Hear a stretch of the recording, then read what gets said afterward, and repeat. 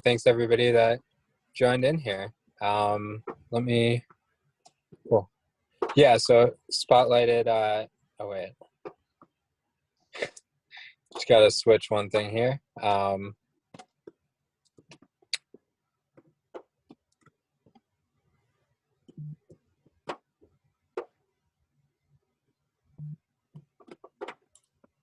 Mariam and, everybody else, yeah, like feel free to, jump in and ask questions as well. Happy to kick things off. And yeah, again, really excited for this chat, the AMA format. And yeah, I guess to start off, we'd love to have you tell us a little bit about what you're building at Grid and, how you even got into the space.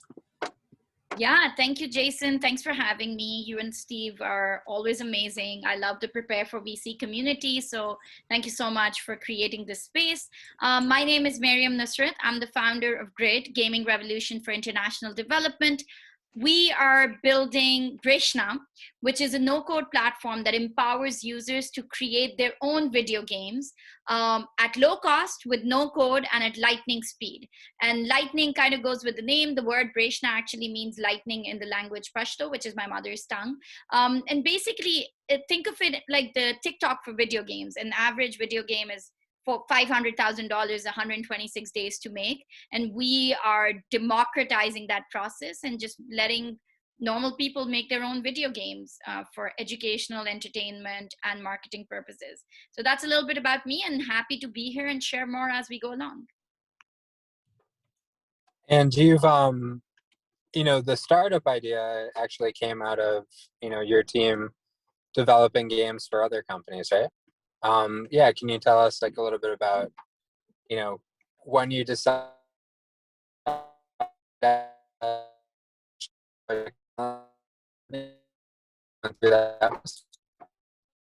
Sorry, Jason, you broke up a little bit, and I don't know if it was just me, but I guess what you're asking is how I went about it.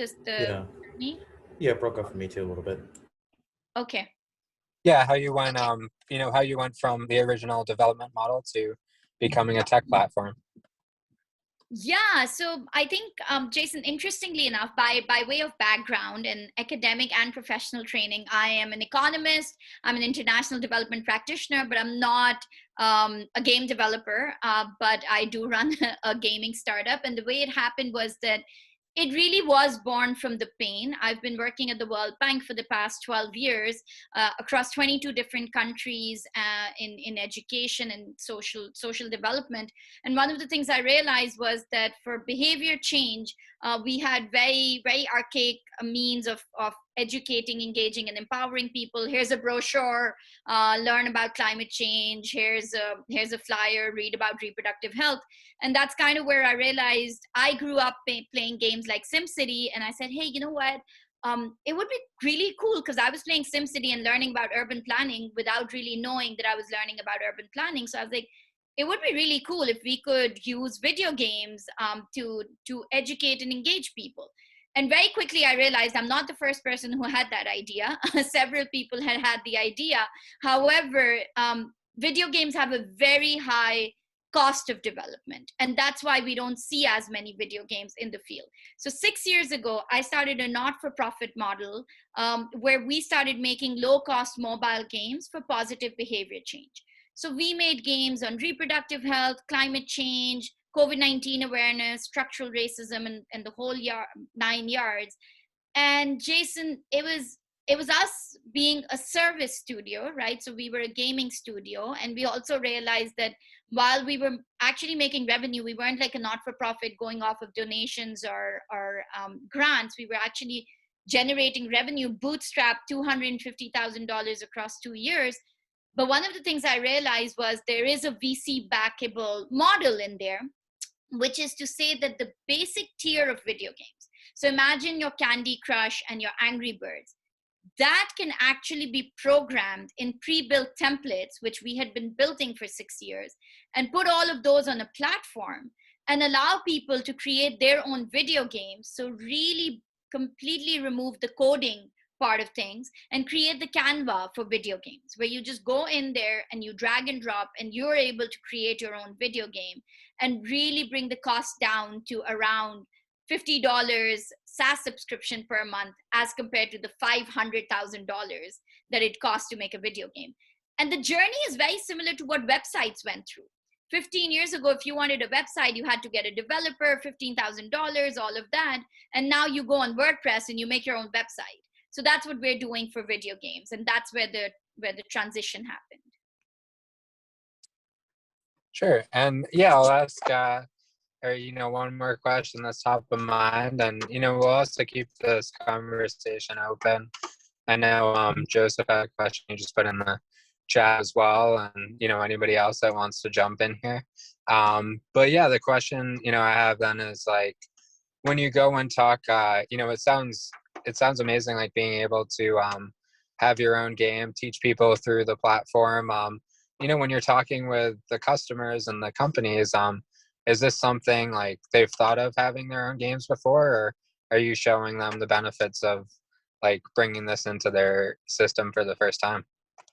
Wow, Jason, that's such a great question, because it opens this box of what's called the bring your own supply model, right? Because it's really, if you come to think about it, when Airbnb came in the space, we didn't really know whether we needed Airbnb, but then it blew up. And solutions like these, so what Breshna does is it helps people make video games by themselves, so empowers them with the skill at a low cost and at lightning speed. So it's efficient, it's less costly, but then it's also democratization. And that I do acknowledge that I don't think there's people right now who are sitting and saying, hey, you know what, maybe I should be making a video game about this, because that solution is not available. However, for me, what has been really interesting, and this is what I saw in my past 6 years, is that first hook, that first game is the one that gets the wheels turning, which is why Breshna is going to be a freemium model, because once people touch and feel that first video game, whether it's a founder making a video game about, if you're making toothpaste, then you make a dental hygiene game. Or if you're a teacher that's a history teacher who makes her first history game, but then is like, oh, you know what, maybe I can also make a math game. Or it's a parent who wants to have a conversation with their kids around race or reproductive health or drug abuse or even just normal hygiene, whatever it is. I think that first video game is usually that hook in the behavior change that happens when people see the power of video games.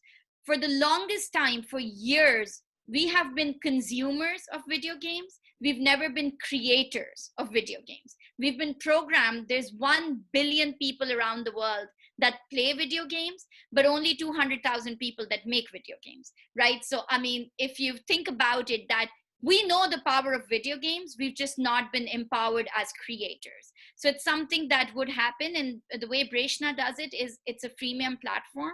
So we're going to give a flavor and then hopefully have more adoption. Sounds exciting. Yeah, Joseph, did you want to ask your question, or do you want to, if you want to unmute, feel free to ask. Otherwise, we can ask it from the chat. Yes, thank you. First of all, thank you very much for speaking this afternoon. I greatly appreciate it. And man, you're just wonderful. And I'm quite sure your team is here. I bet you they're wonderful as well. Your presentation presented some sparks in my mind. But I do not have the capabilities or the creativity as you or your team. The good Lord only gives us abilities for certain things. Now, with your process, how would you start it? My question is where would you start? Would you like to have somebody with, I have a storyline, and then you can build something like that? Or should you no, I have a passion for, as you put down, nursing or visiting hospitals or something like that? Should you go with the storyline, or should you go with your passion, or is there another variable in there that this is where you really need to start this whole process? And Joseph, just to clarify, it's the process of creating a company, or is it the process of creating a video game on Breshna? Because both of those are different. No, the game, the game itself. Yes, the video game. Oh my God, that's amazing. So, so basically, Joseph, think about it in terms of you could have a storyline, but think about it like a survey monkey. Like if you have 10 questions that you want to communicate, you could literally come on Breshna, fill out a form with those 10 questions, and it will spit out a game for you in 15 minutes. That's the most basic, non-technical. I don't even want to dive in there. I don't know anything about gaming. I have never made a game, but I do have these 10 facts that I want to share with the world. Now that could be Steve and Jason saying, you know what?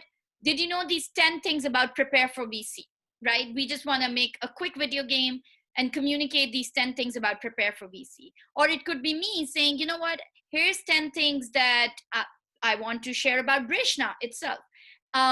Funnily enough, we have someone right now who's waiting to propose to his girlfriend when Breshna is live, because that's going to be one of the things. It's a use case for Breshna, right? Which is simply saying he's probably going to have 10 questions, I'm assuming. And the last question ideally will be, will you marry me? And hopefully the answer to that will be yes. But that's a video game, right? So I think we've really geared this towards a non-technical audience. But then if you do want to get more creative, then yes, you can have a storyline and you can start with that.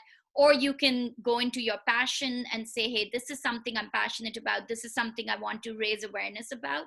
And therefore the platform is set up so you can build your communication objectives, whatever communication you want to do with your audience, be it your customers, be it your students, be it your family, your spouse, whoever it is. That's the idea. Does that kind of clarify, Joseph?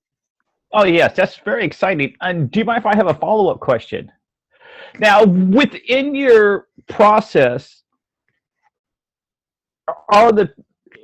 because you just mentioned when your fellow coworkers, so will he be like an animated individual or close to human individual, or is he like a robot or like a building or a sun or something? I mean, I'm not really quite sure of how you put together, because like I said, this is way outside my territory, but I'm very interested in it.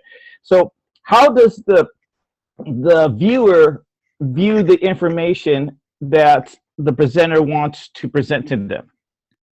So this is amazing, Joseph, and I can't wait. We're 35 days away from the launch of the MVP, and if you go on breshna.gamingfordev.com, you can actually sign up for the beta sign-up list. So you will be able to play it yourself. But let me just tell you, there is right now 99 to 150 elements that you will be able to customize in this game. So imagine a Super Mario kind of game, but then instead of Super Mario, you can have a cat run or a unicorn or humans, and they'll be different, you know, I mean, there's a woman, there's a man, there's like, you know, I mean, different, a few ethnicities. So just a few different people that you will be able to use, and it's your playable characters, right? So who are the playable characters in each game? Then you'll be able to customize your backgrounds, whether you want to be running in a jungle or space or an urban landscape, whatever it is, right? So the whole idea is for you to provide a game mechanic. So for instance, there's a running game or there's a catching game and a drag game. The whole idea is for you to have the coding of that game mechanic will be done for you. But then beyond that, the skinning of the game, that's completely customizable, and just you'll be able to choose from a wide variety of game assets. And guess what, Joseph? If you participate in our game launch, which is going to be, once you sign up for the beta sign-up list, it's going to be in June. If you actually win making a few video games, we're making customized avatars. So you can have a Joseph avatar and actually have an avatar that runs around, if that helps. Yes. Actually, I have a follow-up question. My follow-up question. Jason, I do apologize. I didn't mean to take all the oxygen in the room. I want you to know that. But my next follow-up question is, since you have suggested, like, Joe, I have all these hundreds of figures or things you can use. My question is, what if, because Jason, as you know, lives in the metro area, so he has pictures of Boston all the time. He's a big Boston fan. But I'm on the other side of the state, And so let's say if I have lakes in bears and deers, what can I if I have pictures of those, can I incorporate that within the program somehow? Yeah, so we're actually working on that. So right now with the MVP, you'll be able to bring in pictures in some parts of it, but with the beta version, we're actually incorporating where you will be able to upload images. Now, as you can imagine, these images need to be of a certain quality and need to be of a certain resolution and all of that. So that's why it's going to be like, without going into the weeds of it, the short answer is yes. In due time. So let's say it's not going to be something that you'll be able to do in June, but it might be something you'll be able to do in December, for instance. But absolutely, we're trying to make this as customizable as possible, where think about it like PowerPoint. You will just be able to come in and make your video games and leverage the game mechanics of it without having to write a single line of code. Fantastic. Thank you. Thank you so very much. Perfect. Yeah, I know Steve had a question as well. Indeed, I do. And you're going to like this one, Mariam. So the way you and I met was on the Twitterverse, where you are building in public. My question is, how did you start to build in public, and why do you build in public? What drives that desire? Yeah, Steve. So building in public is an interesting concept, right? And it's very counter to generic startup mentality. For decades, we used to see people's Twitter bios saying building in stealth, right? In stealth mode, hush, like don't talk about it. And this gives my lawyers a lot of anxiety sometimes. David used to be a lawyer in a previous life, but I think for me, it started, to be honest, it was very organic, because I went on Twitter and I realized that there is a very small niche, a very small corner in Twitter where it's an amazing space. It's collaborative. There's amazing investors. Steve, you know them, like Jason and yourself, but then also Mac and Lolita and the Hustle Fund team and Janine and Brandon, and there's just so many to name. And these are people who are supporting founders who don't really have, who are, for instance, not connected to the Bay Area. And that's where I found my community. And all I was doing was sharing my story and a little bit of my journey of saying, oh, I'm here and I'm going along this way and I'm figuring it out as I go. And that's when I realized that I was actually starting to build in public. And that's when I started to make an intentional effort towards building in public. And there's 2 to 3 main reasons for doing that. First of all, I think they always say this, it's one of the most amazing marketing strategies, because you have been building an audience for your product way before the product even launches, right? So even right now, us talking about it, the only reason that Steve, for instance, you even learned about it is because I was talking about it. So Breshna, it's a small community, but I love it. There's actually people who are anticipating Breshna launching because I've been building in public. The other thing that it creates is it allows me to fail fast and fail forward. And it really does allow me to put a few ideas out there and get feedback on them very quickly before I bake the whole cake and realize that it doesn't really appeal to anyone. And this is critical for product market fit, right? So I'm able to test my hypotheses as I go along, even if it's small things, like even right now talking to Joseph and realizing that having an image, that customization is really important to users. Those are things that's data that we're gathering. And then it's being vulnerable. And David will probably acknowledge this, because in the Ocean program today that I'm going through, which has been an immensely useful experience for me, the Ocean Accelerator, we have been talking about being vulnerable. And I think as a founder, your intuition is to not be vulnerable, is to have a guard, is to say, I have it all figured out. But one of the beautiful things about this journey is that you will learn as you go. And I think build in public is something that allows you to be vulnerable and allows you to build those relationships with your future customers, but also your investors. It's amazing that all of my relationships with investors, I think 90% of them have come from the Twitter world, which is hilarious, but also so impactful. So I think that it's been really cool for me. And there's experts out there, KP being one of them on Twitter, who teaches how to build in public. But I think it's an immensely powerful tool for founders to follow. Yeah, thank you so much. And I just want to add also that one of the things that makes you stand apart on the Twitterverse, on VC Twitter and everything, is you're always elevating others. So, that's obviously part of your your core values. What are some of the things you've seen on Twitter lately that offer some food for thought, maybe for people who are contemplating starting their startup journeys? Oh yeah, Steve, I actually tried to do a thread in this, like the many resources available, right? Like if you think about it, Eric from Hustle Fund today was in a conversation with someone where they said your webinars are immensely useful. You should, and it was in joke, but you should charge for it. And he said, no, you know what? These resources should be free because that's how we level the playing field for founders.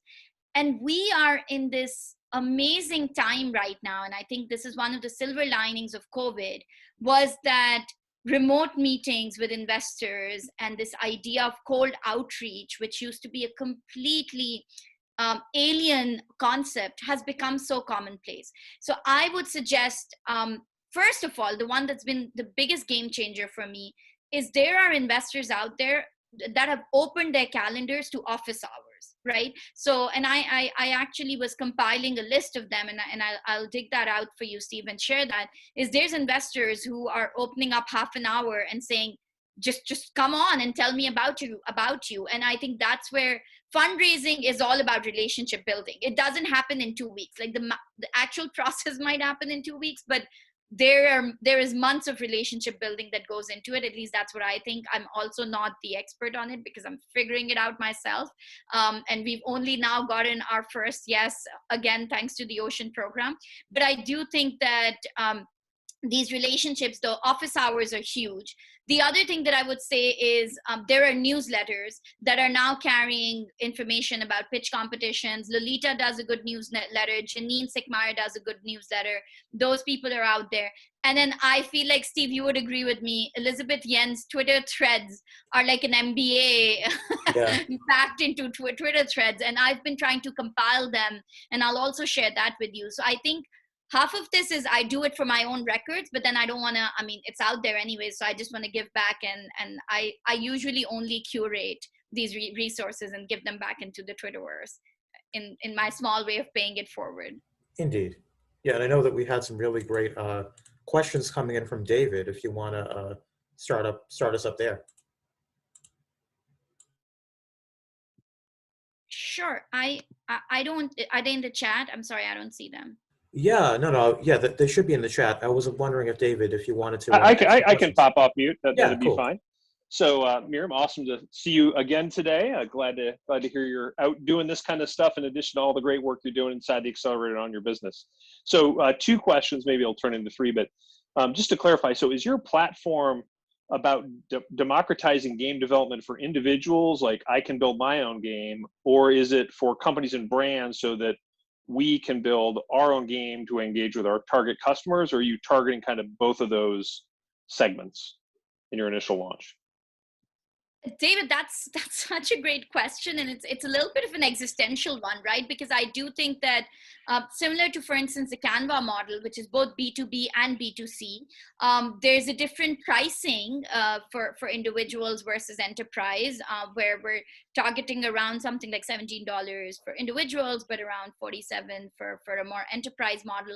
But I do think that this is for, we're looking at around 4 customer verticals: the edtech, the not-for-profit world, the small business owners, and content creators. So if you look at content creators, if you think about Breshna as the TikTok for video games, that is individuals who are in 15 minutes, the person who's trying to propose to his girlfriend or making a birthday card or just doing something for fun and getting their word out there. On the other extreme, it's actual organizations making video games for training employees, for marketing, for corporate strategic communication. So I think we see it as a bit of both, but this is for the founders out there. One of the things I've come to realize is you have to tweak your pitch according to the investor you talk to. If it is a B2B SaaS investor, that is a slightly different business model. So yeah, we're a bit of both, but how we prioritize is probably going to be see which one hooks more, and then take it from there. I think great answer. You obviously, and I've seen this over the past couple of weeks working with you closely, but you've definitely really thought about this business and exactly what you're doing. So I think that's a great answer and reflective of how deeply you've thought about the subject. So follow up to that one is, and I know you've kind of touched on this idea, people can upload their own content. Are you anticipating at some place creating an online marketplace so that creatives can upload their assets for people to, I don't know, purchase in-game purchases, sort of like platforms like Roblox, another gaming platform, are doing? Or are you envisioning this to sort of be upload stuff and use it for free and share it for free? Or is there some revenue potential in that marketplace for game assets within your product roadmap? Yeah, again, awesome question, David, because that's one of the directions we want to move in, both for the community aspect of things. So there's indie developers out there that have amazing game assets, amazing games that they've developed that unfortunately have not turned into very large projects, but they're very willing to share them with the community. And so Breshna is going to be a platform where developers and designers will be able to upload their own templates and game assets. And that's also how we're going to grow, because we don't want it to be simply the grid team pushing out game assets and designs. We actually want to crowdsource it. And then we're actually going to have a payment infrastructure where they get rewarded for their creative assets that they upload. And it could either be, we're figuring it out, it's either going to be in the form of tips or royalties or a commission. And then that's also something that would be a potential revenue generation opportunity for Breshna. But I really do think that the community aspect of it is very important to us, because we were those indie developers. We are those indie developers. And I think I am making Breshna, I myself am non-tech, so I'm making Breshna so that I can make my own video games without going to a gaming studio. But then I'm also making Breshna for the indie game developers that are on my team, who can submit their platforms, who can submit their games and game assets, and make sure that there's a marketplace for it. So I love that, and I'm going to steal that, David, the marketplace for game assets, which Breshna is definitely going to be. Awesome. I think those are my couple. I'll turn it over to some other person smarter than I to ask the next set of questions. No, great questions there.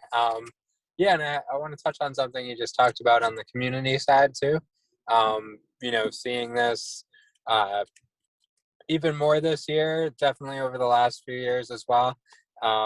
You know, the old model in the past was really like, let's keep our clients to ourselves, let's keep our customers. And, you know, now it's more, you know, how do we keep everybody engaged through Facebook groups, through Twitter communities, through like, you know, community platforms like Slack and Mighty Networks. And I guess, you know, what have you found to be effective in building your own community now for Grid or for Breshna?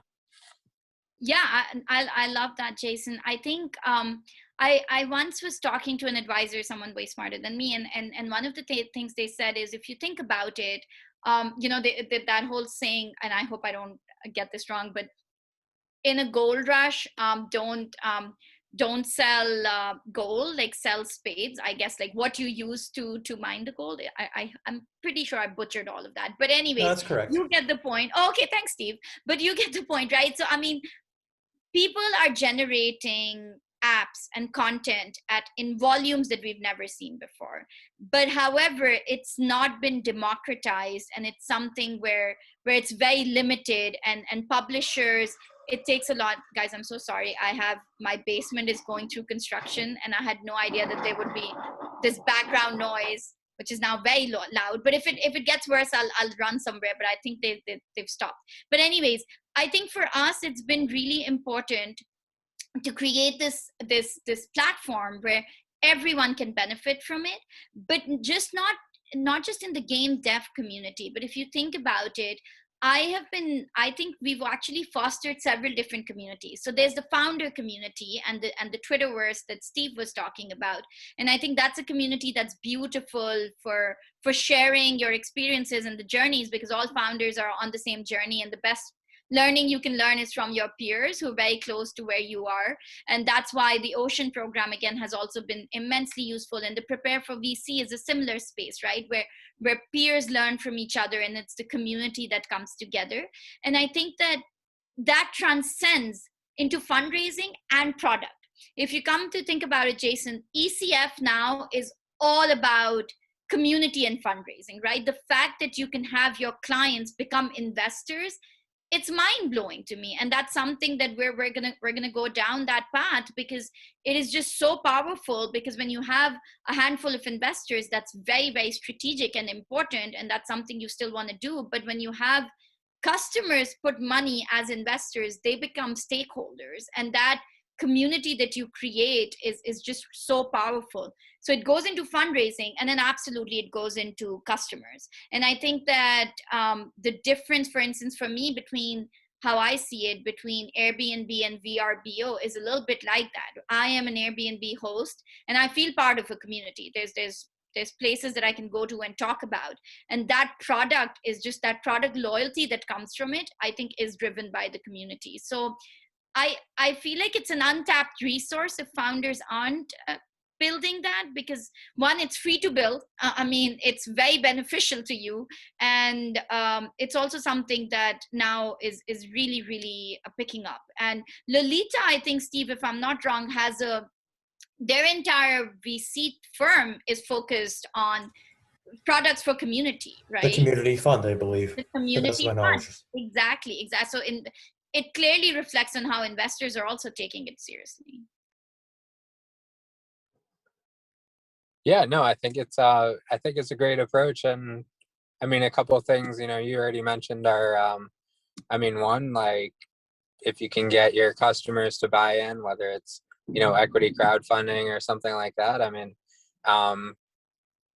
the same thing happens in the public markets. Like, if you own, shares of a certain food brand, maybe you buy that more often, or like, any other gaming platform, maybe that'll be your next choice versus something you don't own shares in. And yeah, getting more of that, like, loyalty, not to switch to something else, and even just, showing the fact that you really support this beyond your monthly subscription fee. I think second right turn is really powerful there. And yeah, I think the other side you mentioned too is basically, if you it's or how you have a couple different parts of the community. You have the founders that are all helping each other out, investors that can provide support now outside of the investment, or before, and building those relationships.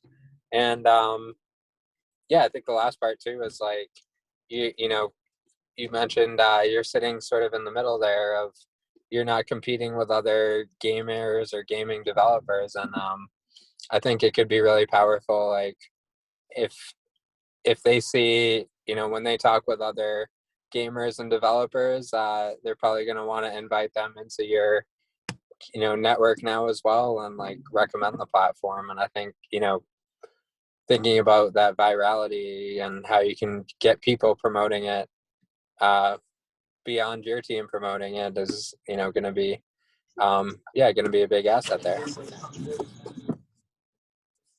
Yeah. And one of the things, oh yeah, go for it, Jason, one community. Hi, Lauren. Thanks for joining. And then I'm on. Sorry. There we go. Thanks, Jason. So yeah, I mean, the one thing I was going to say, Jason, is community is something that requires a lot of patience and perseverance. So I mean, it's a word that's being thrown around a lot, but really, what does it mean? And I feel like if you look on Twitter, there's a few people that I literally saw them grow their community, right? Like where they came on and they had like, 20 followers, and then before you know it, they're now at 5,000. And the reason for that is that I think it's two really important things: high quality content that they're putting out, and that is authentic, good content, right? It's not just responding to everything with a GIF and then being like, okay, I've done my part. It's actually good, high quality content. And the other part, and this is something that differentiates community from a presentation, is it's not a one to many, it's a many to many. It's like it's definitely the two-way flow of communication. And I feel like I don't think everyone's going to build a community overnight, but I do think that consistency, even if a founder just stays at it, and we've seen founders do this again and again, if they just stay at it and just keep building and keep putting good content out there, I think it's very valuable, and that's the only way to go about it.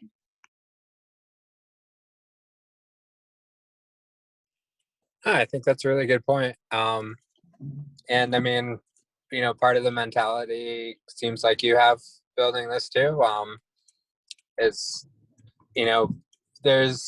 it's not just like, I'd say you have to be in the right mindset to build a community. And, it's not like a lot of entrepreneurs and, just people in general might think, if this person isn't buying, my product today, like why am I talking with them? And more of the community approach is like, let's give them something now. Let's, provide value, and maybe they'll be a customer, maybe they won't, maybe they'll introduce somebody else to the community and sort of see where it goes from there. So, I think, I think, you sort of have to have that mindset to go down this pathway. And it sounds like, that's what you're looking to do here.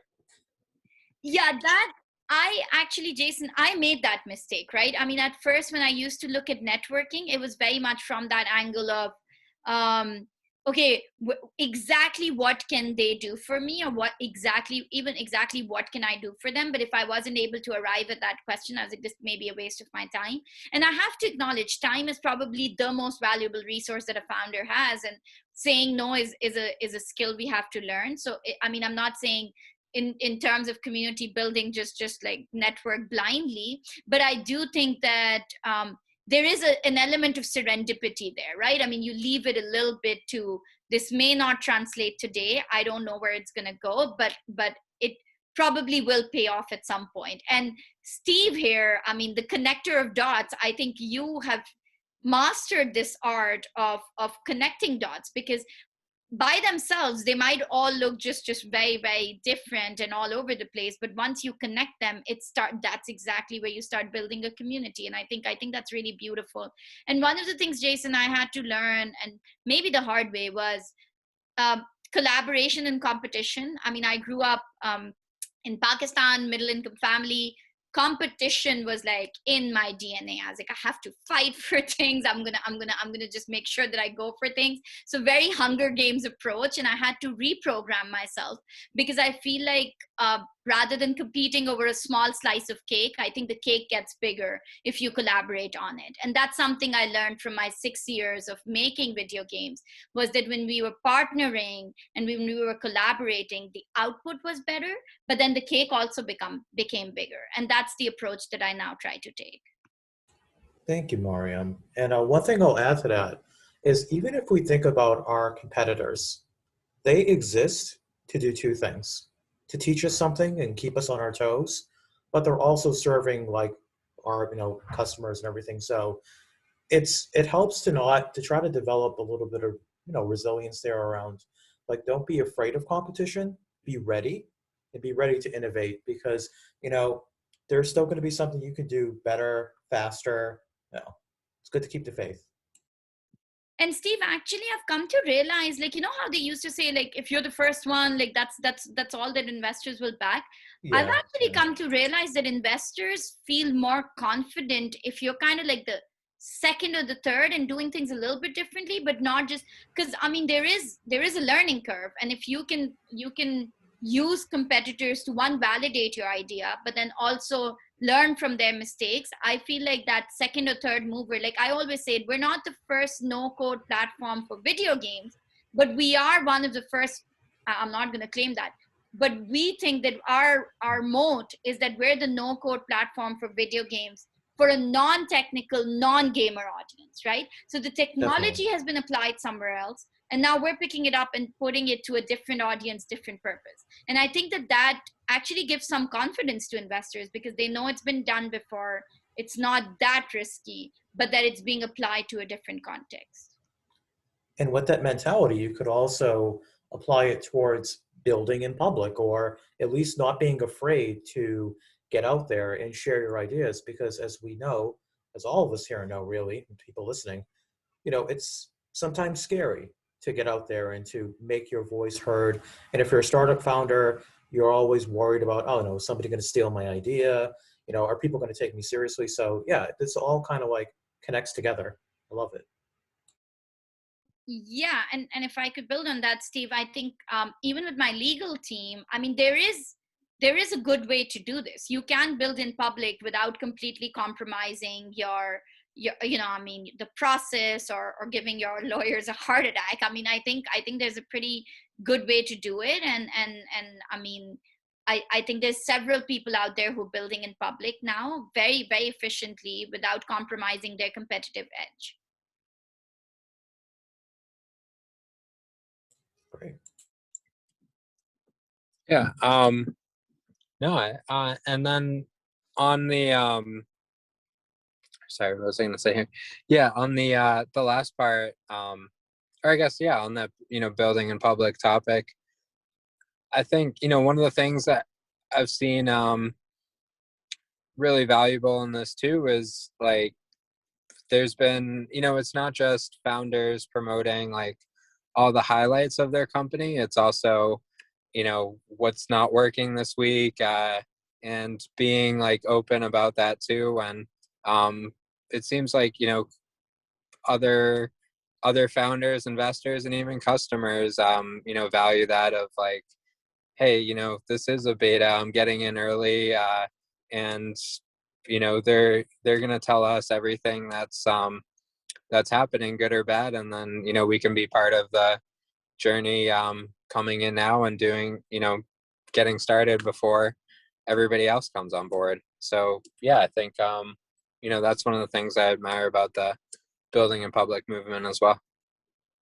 Absolutely, and I think again we've been talking with David about this a lot. Like vulnerability and authenticity actually builds consumer trust and that brand loyalty, right? Because I feel like if you're able to share your lows, I've heard this from a lot of investors, is they actually prefer bad news over no news, right? I mean, they're expecting that's the model of their investment portfolio. Elizabeth Yen in one of the Clubhouse rooms was talking about this. They are expecting 9 out of 10 of their portfolio companies do not do well. So bad news is not something that's a surprise to them. And they, if anything, they would prefer to be looped in on the bad news than the no news aspect of things. So for instance, I do this monthly update to 38 investors, and Jason, I only have one real investor. Everyone else has been people I've been talking to, and they just wanted to stay updated on my journey, because a lot of no's are not yets. They're not really no, right? I mean, and if you can keep people posted on the journey, both the good and the bad, then they can make a decision along the way of whether they want to come on board or not. And even if they don't come on board with a check, it's things like these. It's getting the word out there. It's you being on their radar, which is really useful. So completely agree. Yeah, no, I really like that aspect on the investor updates. Like, keep people, it should be like that. Keep people, you want to be future investors up to date, and maybe, and if they see your update coming in once a month or however often you do it, like you're going to be top of mind. And then I think the other aspect too is like psychologically as well, and this is something we talk about in our accelerator, Prepare for VC too, is if you can get maybe it's an ask that's not even fundraising related. Maybe, you want an introduction to, I don't know, a CTO or a CMO, or just even like you want help promoting a post that is going to be good for your company. Getting people involved to help out, like, gives them a closer attachment to your business as well. Exactly, couldn't agree more, Jason. And I've had investors who, after I send the update, will send me an update on their fundraising, and they'll be like, "Oh, I'm not there yet, but like, maybe like actually our timing might line up and everything." Because one of the things that I didn't realize coming into this, and I'm speaking to the choir, so I mean, I don't want to be preaching the choir, but I didn't realize that VCs go through a very similar fundraising process as founders do, right? And this is something that now on Twitter, I mean, 6 months ago, I had no idea about this, but now I'm deeply aware of it, of like, I mean, the fundraising process, but then also having the money for the fund. And it's just been very interesting to me that sometimes the timing just doesn't match up. And so if you're sending updates, maybe the timing didn't match up the first time you talk to them, but maybe it does 3 months later, so it's definitely, it's very quickly evolving, and it's good to keep everyone in the loop.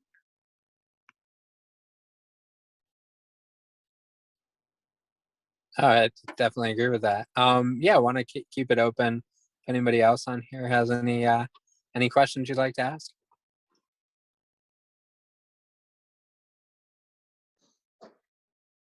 I'm happy to always jump into some silence, just like Miriam is. So if nobody else is going to ask one, I'll dive back in. So, as you think about, getting close to the end of this broadcast, sort of what are the key things that you would say you're looking for as a company now as you're getting ready to go out and do this? Like, you just mentioned, they mentioned like help find CTOs and things like that. Are there things that, as you're doing all this work and legwork and podcasts and out on Clubhouse and doing all this community building, that you're really out looking for yourself? Sort of put, what can the community that you're talking to do to be helpful to you, or give back to you for all the work that you're trying to pour out into this community? David, and I know it's hard to be selfish, so I'm trying to give you that opportunity to ask for something as we wrap this thing up, because I think it's important to be able to both give back to the community and receive from the community. This is so cool, because actually one of the things I was reading the other day, an article where they said that the question that founders find the hardest is when someone says, "How can I help you?" And they're just like, I don't know. I mean, it's like, because I think it's such. So obviously, I mean, as an early stage founder, it's fundraising, right? It's money. That's always one of the biggest ones. And I think it's so awkward for us to say that then, I mean, it just becomes, it becomes like an intimidating question. So thank you for asking that, David. Thank you for giving me the space, because obviously we're an early stage company, we're fundraising. So any connections with investors who are at the pre-seed stage, interested in the no code, serious games, NFT community space, I mean, that's where we're operating, and we would love that opportunity. But then the other thing that I think one of our pain points has been the go-to-market strategy, the dissemination. And they have this funny thing where first-time entrepreneurs, it's a meme, where first-time entrepreneurs focus on the product, but second-time entrepreneurs focus on the dissemination. And I am a first-time entrepreneur, and so far our focus has been on the product, but I fully acknowledge that dissemination piece of things is where we're going to need the most help.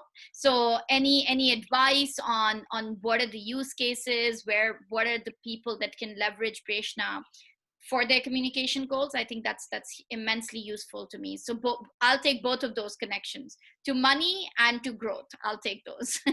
Thank you. Wise beyond the number of startups you've created. I think that's absolutely right. I mean, the money's always an obstacle as you're experiencing going out, but I think you're very astute to be focusing on the fact that you can't just be looking in at the product. You've got to be looking at the customer and how to get your beautiful creation out into their hands in a way that they want to receive it.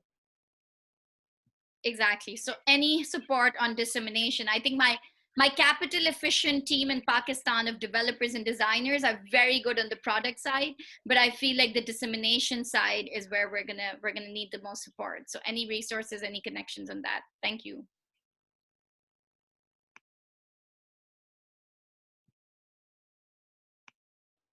And if there's still silence, I'll do one more, a little self-serving for Ocean, if I may. But you've been in the program that we're running for you right now. What are some of the key takeaways that you've experienced in kind of the first 3 weeks? And I know that this great group also runs an accelerator, so I don't want to steal their thunder. But like, as you came in and you were selecting what you're doing, like, what were you expecting out of an accelerator more broadly than just the one that we're running with you? And how do you think that an accelerator, whether ours or the one that this team runs, its founders, and why people should really be looking at this as a pathway? Yeah, so I think, David, what's really funny is for me, the entrepreneurship journey was like learning French. So there was a time that I was like, oh, you know what, I'll just go online and I'll maybe I'll do bonjour and maybe I'll do c'est la vie, and then that's fine. But I feel like one of the things I realized when I got a French instructor was that there was a structure, and all of a sudden I saw the things I knew and what I didn't know. So for me, entrepreneurship was similar, right? I started this journey and I was learning from Twitter and Google and all of this, and I was consuming knowledge, but I never had an idea of where my gaps were. So first of all, I think what an accelerator really gives you is that curriculum and that structure, and that is immensely useful.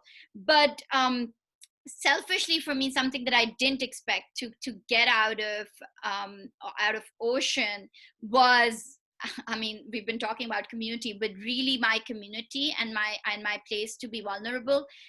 The founder journey can be very isolating. You can have as many friends and as many family members who you're going to talk to them about your business at length. My husband, the amount of evening walks that he's taken with me, and he just has to hear me ramble on about grid. I mean, that's all good. But I really do think that having people who go through the same journey with you is immensely useful. And Ocean has a focus on founder well-being. So you go that extra mile to make sure that you mitigate that isolation, which to me has just been really, really impactful. And being a female person of color founder who's not from the VC community or from the tech community, vulnerability is something that doesn't come naturally to me. For me, it's like, I know this, I mean, I'll fake it till I make it kind of a thing. And so it's really nice to which is similar to my Twitter community, is have a space to be vulnerable and say,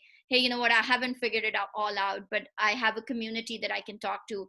The amount of times that I've texted Steve or texted Brandon or some of my other advisors on Twitter and just said, I got this. I just got a term sheet, or here's an offer, or here's someone I might be talking to. Should I do this? Should I not do this?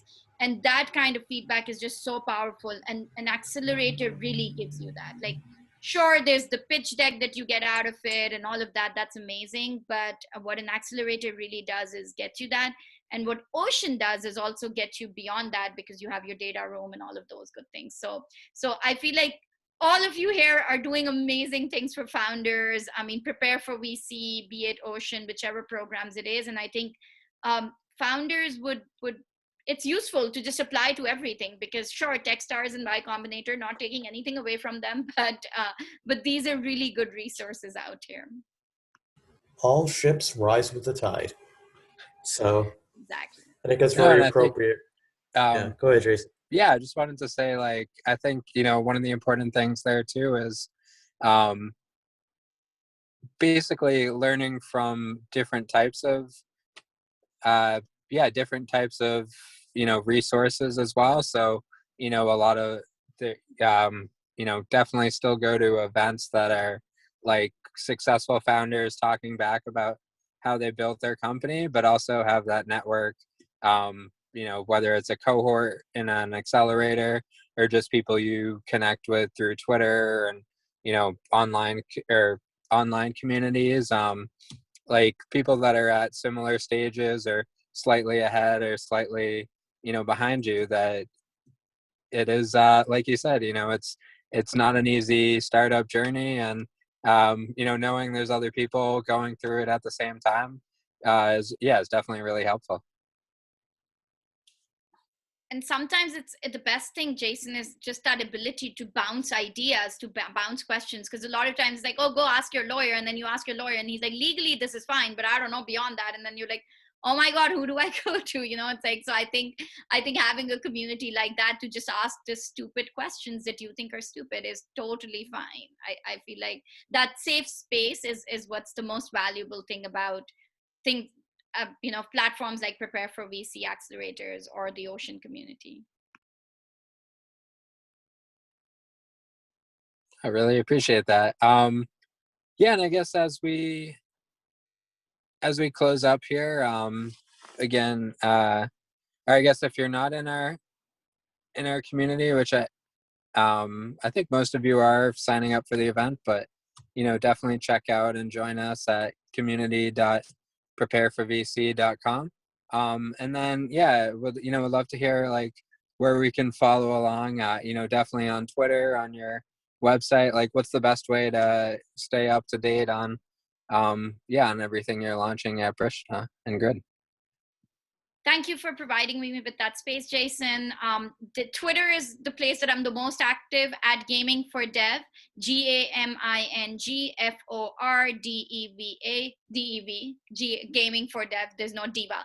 It's DEV, so GAMINGFORDEV. Both on Twitter, Facebook, Instagram, it's the same hashtag. But then also I'm on mariam.adil@gamingfordev.com you can find me, and I'm happy to, under your tweet, share my contact details.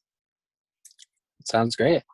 Awesome. I really appreciate this. Definitely enjoyed the conversation here, and enjoying all the questions everybody else had as well.